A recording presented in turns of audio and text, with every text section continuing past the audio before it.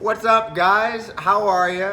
Seth Rollins here with the one, the only, the GOAT, the man, and now author, Becky Lynch, Rebecca Quinn. This is the first time you're seeing like a hardcover version, right? Yes. Yeah, it's cool, huh? It's wild. It's pretty cool. It's so wild. Is it surreal? It is a bit surreal. It's a little bit surreal, especially when I open There to she see is. the author There she is. picture. This is the picture that I really wanted in my book. Just how far I've come. How old are you in that photograph? I'm 16. 16. 16, Wow. you know? Wow. So we're talking 20 years ago, not giving away my age.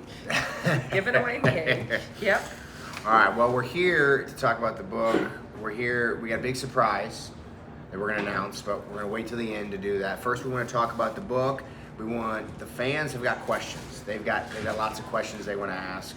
As you know, they're very interested in our relationship.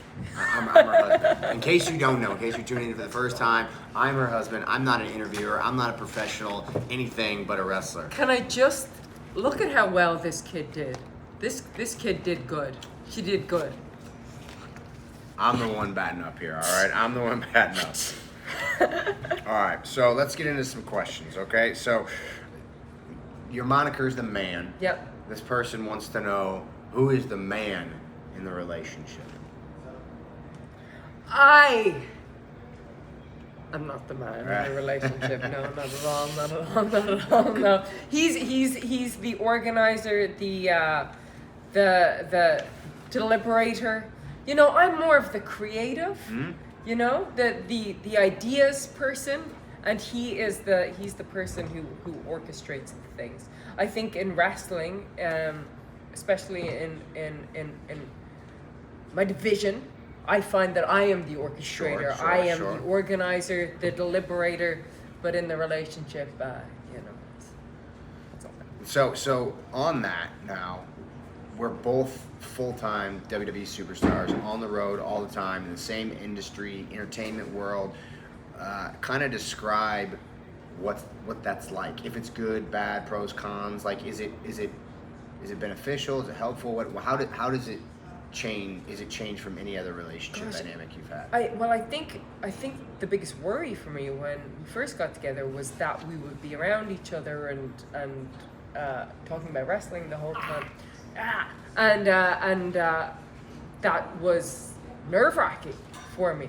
But I think it's just been nothing but great. It's been nothing but great. I think because you're able to go back to somebody who understands absolutely everything about your day and everything that you're doing and the struggles and the conflicts that you have, and especially in this world where there's no time off, where it's 52 weeks a year, and you are traveling with the same person who you're also at home with, raising a child with. I think that would seem like a lot, but it's not. It's just the easiest. It's the easiest thing that I've ever done. And it's the greatest. Well, that's cool. That's Yeah. great. That's great. All right. Okay. I was thinking about asking like for the negatives, but I feel like let's just stay away from that. But slope, no, you know? but like, and it's not just. What about from a competitive standpoint? Because you know we're both vying for the same spots. For the you know? top spot, yeah, sure. But I think that maybe that was more of a problem in the beginning, especially with the WrestleMania where we were both looking to main event. But I think there's kind of like a bit of an inspiration now, and I think because wrestling is all like, it's all waves, right? Like you catch a wave and then you ride it till the end, and then there's another wave, and then you have to get on that and paddle and try to get that. And so I think you kind of gain more inspiration from seeing somebody do well, as opposed to thinking that it's a knock on you. Okay.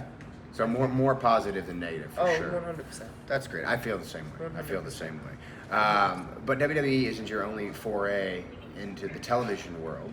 You've done some other things, but most recently you competed on an episode of Celebrity Jeopardy, right? Celebrity Jeopardy. Yep. Who were you on there with? I was on there with Colin Cook and Rachel Dratch. And how did you do? I made some history.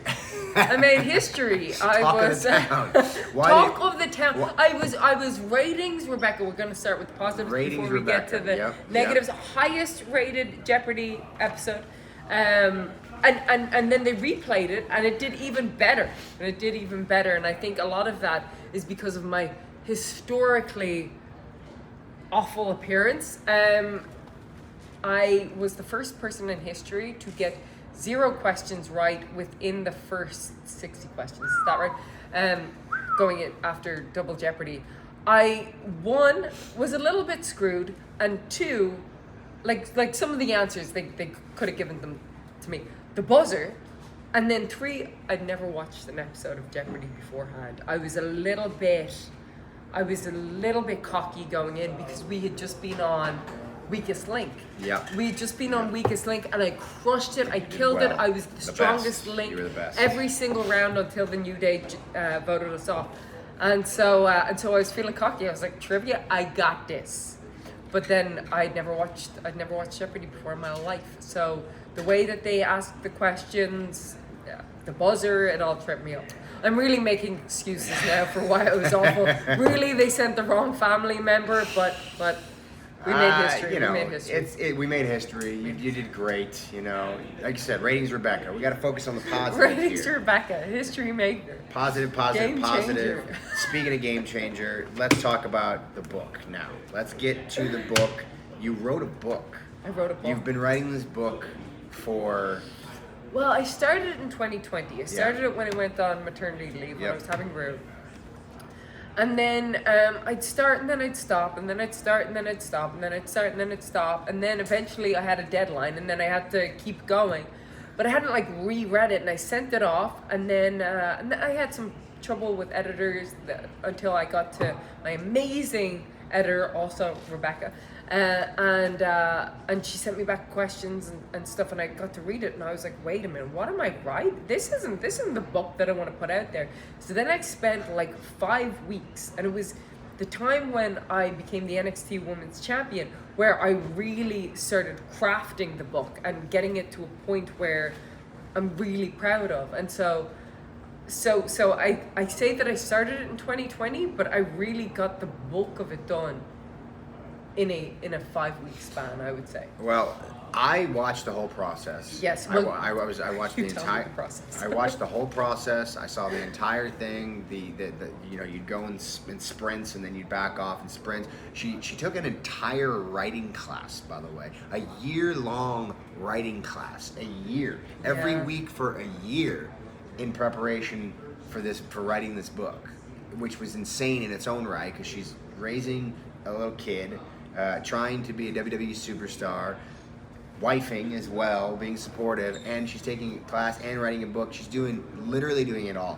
But the book is here. This is it in the flesh for the first time ever. It's beautiful. I've read it. She finally let me read it. She wouldn't let me read much of it as she was going through it, but it's been in my hands. I've read it. I ate it up. I thought it was amazing. I just thought it's a great book. It's really, it's spoken in her voice. She didn't have a ghostwriter for this either. She wrote it. Every word in this book is hers, and you can tell when you read it. The stories, all of it, it's beautiful, and it's available right now. Pre-order, BeckyLynchBook.com. You can go there now. You can get some signed copies, limited signed copies, but you can go there, BeckyLynchBook.com. Right now, you can pre-order this book, pre-order some signed copies. And there's also going to be an exclusive... But wait till the end. Okay. Wait till the end. We'll get there. But I'm so excited! I know, she's so excited. Let's talk about the book a little bit first, all right? Because it is, what I found about it was it's a very vulnerable book. It's a very vulnerable read. You're pretty open about almost everything, your entire life in this book. But it doesn't come across as... pushy or trite or it's not over emotional. There's a lot of good humor in the book as well. But like I said, it's pretty deep. So I wanted to talk about a couple things. You grew up in kind of a religious upbringing a little bit, right? Yeah, my mom. Your mom. My mom's super Catholic. So Dad, not so much. Mom, super Catholic. Yeah, and I mean, And my grandmother. You're Irish. Your I'm family's- Irish. Yeah. You're Irish. Irish Catholic. They're all Catholics. Yeah. So can you describe kind of like how that, when you first were like, I'm gonna be a wrestler, like how did that play in that scenario? Like what did that look like? Not well.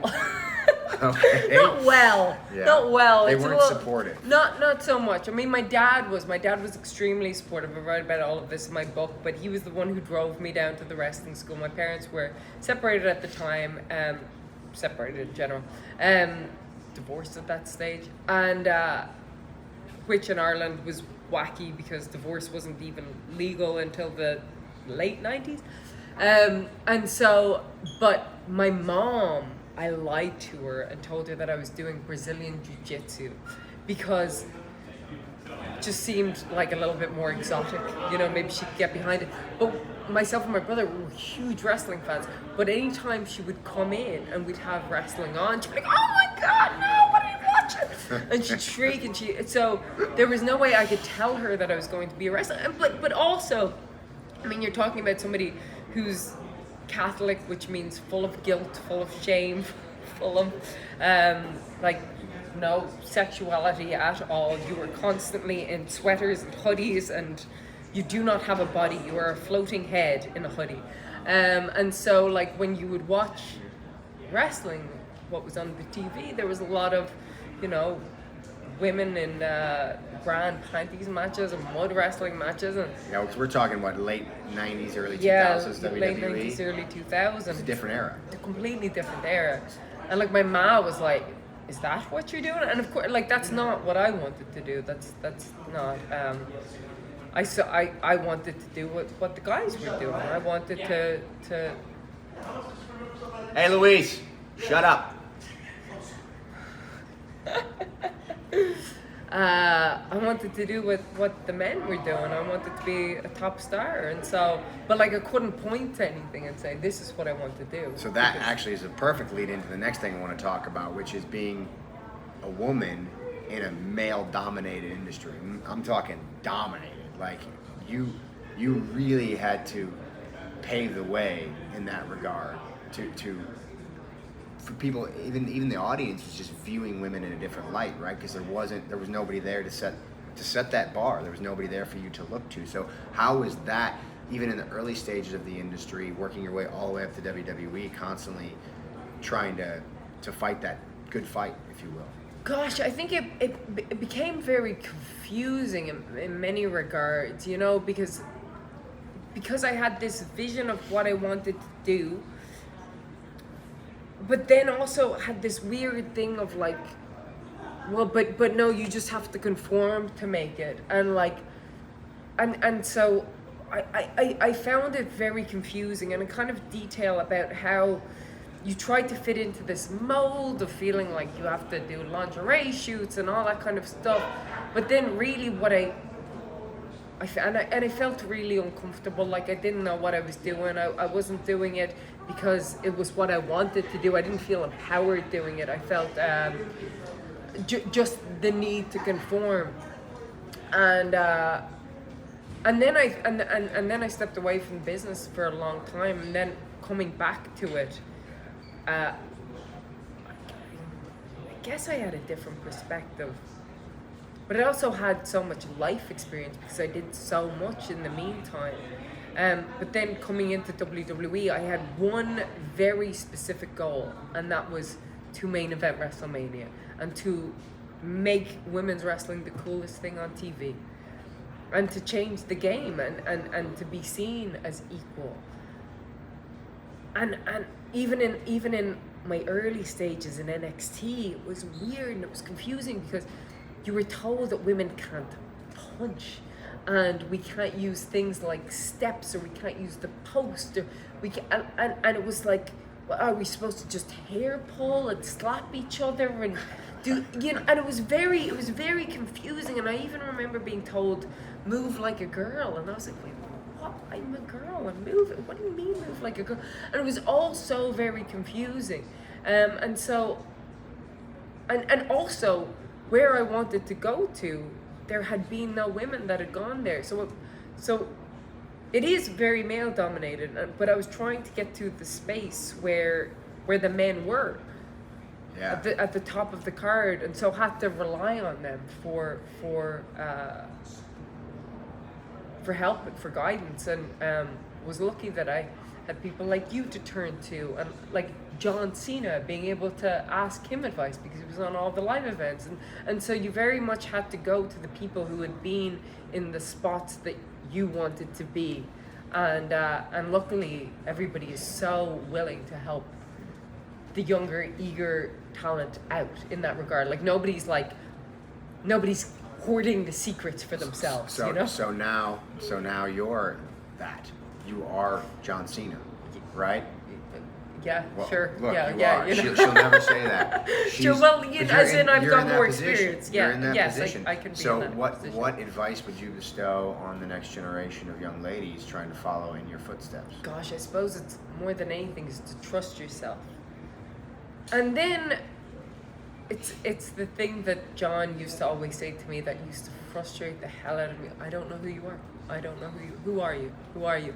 Well, I'm this, and I would go into this like long form explanation, and essentially it's who are you? Who are you? Find out who you are, and a way to bring that to the table in a understandable, digestible manner, and that can often be the hardest thing in wrestling, I find.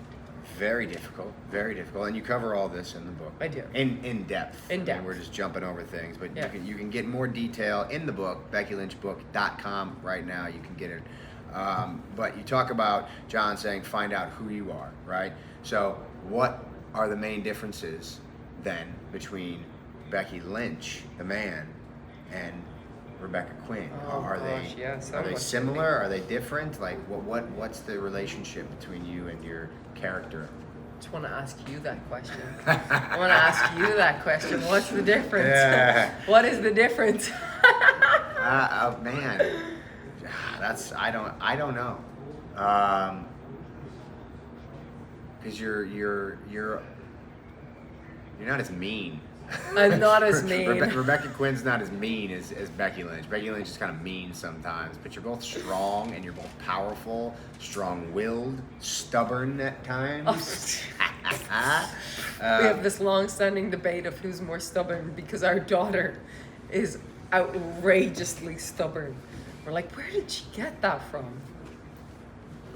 Who knows? But bottom line, there's a ton of good stuff in this book. Honestly, I loved it. I read it like in a few days. Honestly, it was super quick. It's an easy read, an enjoyable read. I think for longtime wrestling fans and for just first-time readers who are interested in your story, which I think is an incredible story. I think it's universally adaptable to men and women, but I do think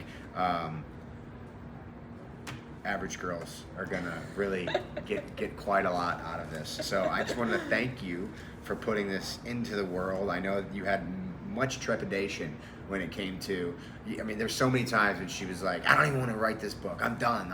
We're never putting this book out. But the book is out, available now, BeckyLynchBook.com. And now that we've reached the end, we can get to the surprises because we have some surprise announcements. You said you had a surprise announcement coming in January. You take the floor. What do you got? Big exclusive giveaway. So anybody who purchases a signed copy from BeckyLynchBook.com will be entered into this giveaway with some very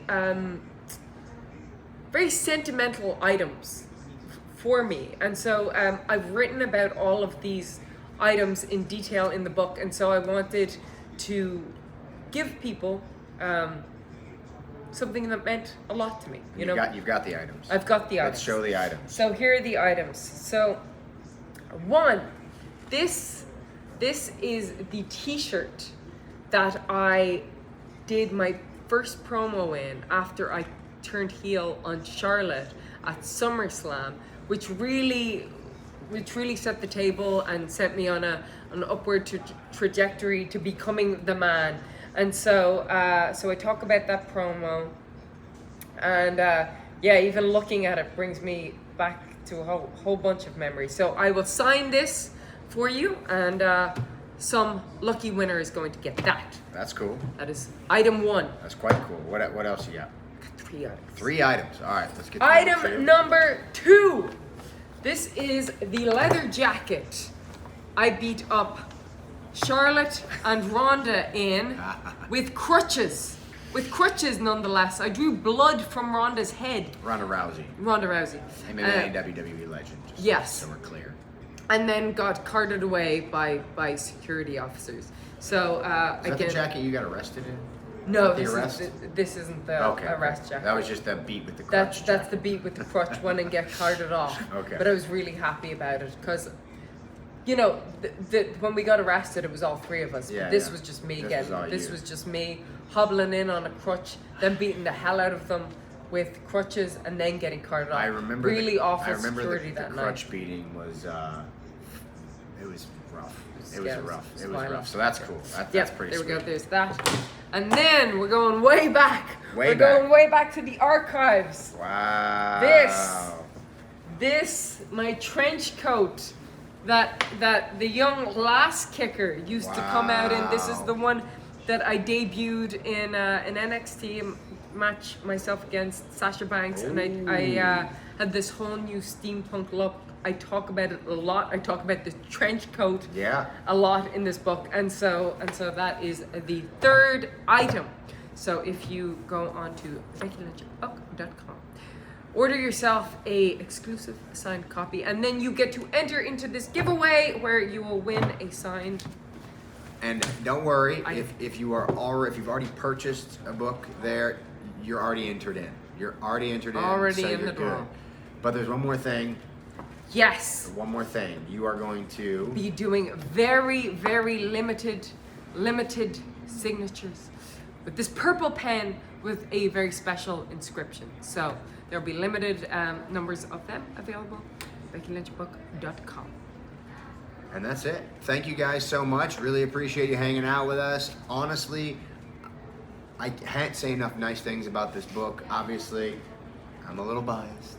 She is the best, but I'm telling you, it's a fantastic book. It's awesome. I'm so proud of you, and thanks for joining me and letting me interview you. I've never interviewed anybody before. You're so good. Here we are. Thank you guys, and enjoy the book.